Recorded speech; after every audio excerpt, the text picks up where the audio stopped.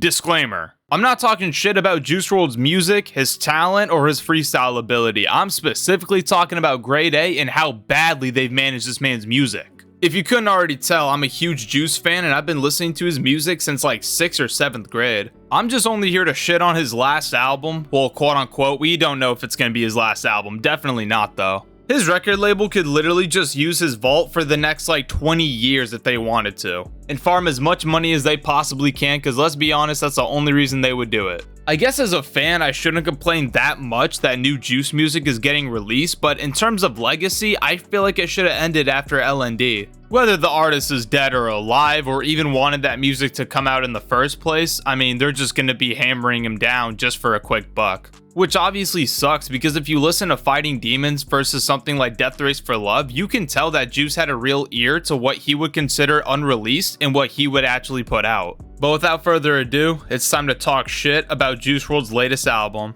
Okay, first of all, two things. The cover art, what the fuck? You're telling me Takashi Murakami looked at this shit and thought he cooked? The same dude that made the Graduation cover art? He turned Juice WRLD into a Muppet and called it a day?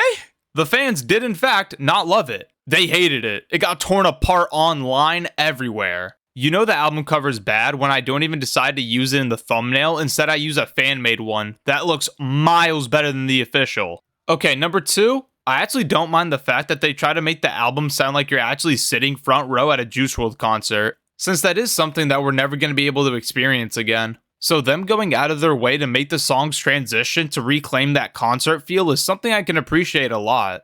Now let's get into this piece of shit album, starting with number one. Why is the mixing on Misfit so fucking terrible? This is like engineering textbook 101. I don't know if Selena Gomez was yapping her ear off to Benny Blanco while he was trying to mix the song, but it sounds unexcusably bad. This gonna sound like some real hater shit, and I don't care. If you want a Juice WRLD song to not appear on my playlist, the fastest thing you can do is put a Nicki verse on it. That's the thing, like, I don't hate Nicki Minaj, I just think her and Juice WRLD don't make a good duo. And if the label has to put out an old Juice leak that wasn't finished and it needs a feature, why not just call Trippie Redd? Trippie and Juice have like the most flawless chemistry together. I don't get why they just don't call him up instead of having like the most random people appear on his album. Lace It isn't bad by any means. I think Juice's hook is pretty good, but I think Eminem's verse goes on for just a bit too long. He does contain some pretty heartfelt lyrics about other artists that have passed due to overdose. But I don't know, bro, like his delivery is so awkward. I don't really know how to describe it. But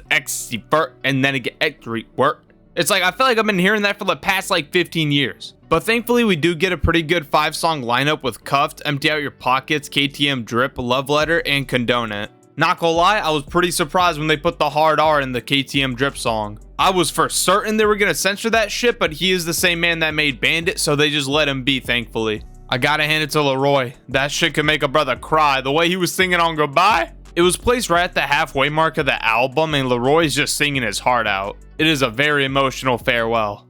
I know what Party By Myself is trying to do, like a nice spacey, drugged out song, but like, is it just me, or does Juice sound way too high on this song? You know what I mean? Especially when you take in the circumstances of his death, I don't know if this was like the most appropriate song for the album. I think Celebrate is a pretty good song as well. In my personal opinion, I think Offset carried. But I think we all know the song should have just been What's Brackin', but that's fine. I feel like that's a very unfair judgment. Because when you're like me and you listen to a lot of leaks, you can easily just swap out so much of this album with other ones that they didn't actually put out. I know a lot of Juice fans will just look at this album for what it isn't in their own head instead of what we actually got. Best Friend sucks ass. I don't really like Juice or Fall Out Boy on this song. I don't know how they honestly made such for a bad song. Like on paper, this seemed like such a noteworthy collab, but I don't know. I just don't think they worked that well. I think both verses from them are very, very, very underwhelming. It's like the most uneventful love song I've ever heard. But Florid, oh my god! This song and Jeffrey are two songs I would have never ever guessed to have been officially released. I could have made a fucking list full of like 200 Juice songs I thought would have been released, and these two would have not gotten mentioned. I think Florid is amazing. I don't think Jeffrey really fits the album all that well, but to be honest, bro, this is just nostalgic factor speaking. It's honestly amazing. Even though I understand the song is a direct rip off of SoundCloud. This could be wrong, but I'm pretty sure I heard from somewhere that Bibby doesn't even have the official files on his computer. They're just Juice WRLD stems loaded up into FL. I think they only did that for a few songs, but you still have to take in the fact that not much care really got put into this album when you look at it overall. The opposite will be said though for Oxycodone. The drums hit like a truck and the chorus is beautifully sang. Spend It is also a great song, I just don't think it's a great outro song. One of the biggest complaints I hear, which is absolutely stupid, is the whole album is leaks. What do you expect when you listen to them? If you're constantly listening to leaks, whether old or new, you're just putting yourself at a position to potentially spoil any new Juice material that is released in the future. So I think it's really stupid to just write off this album as bad because it's not your own fan-made list of what you wanted the album to be. More than half of L&D was leaks, but the song selection made it a worthwhile emotional listen from front to back. But to be fair, since Grade A has fucked up the last 2 Juice albums, I can confidently say that I'm excited for the Greatest Leaks compilation album. Okay, well, I know that's just a complete rumor, but it could still happen, because we know for certain this isn't going to be the last Juice album. Which kind of sucks, because personally, I can't really listen to his music anymore without the feeling of him getting exploitative. But next time, hopefully we can get something that's a little bit better. Anyway guys, I just want to say thank you guys for watching, thank you guys so much for the support on the latest videos, and I'll be seeing y'all later.